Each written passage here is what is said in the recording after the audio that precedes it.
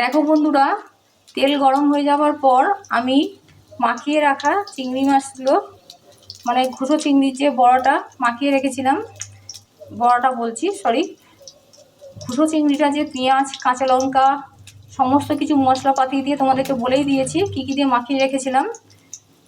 কিছুক্ষণ রাখার পর এগুলো তেলে মুচমুচে করে ভেজে নেব। দেখো একটা একটা করে উল্টে নিচ্ছি। এই বড়াটা একটু বেশি ছোট হয়ে গেছে।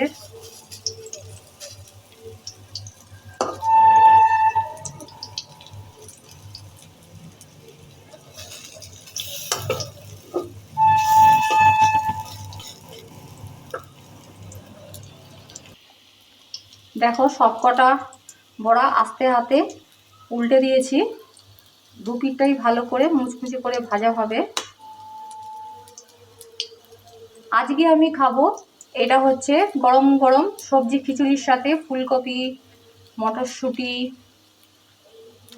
টমেটো সমস্ত কিছু নতুন আলু দিয়ে বানিয়েছি তার সাথে। আর তোমরা যদি এই বড়া গরম গরম ডালের সাথে খেতে যাও সেটাও ভালো লাগে, এমনি স্ন্যাক্স হিসাবেও তোমরা খেতে পারো।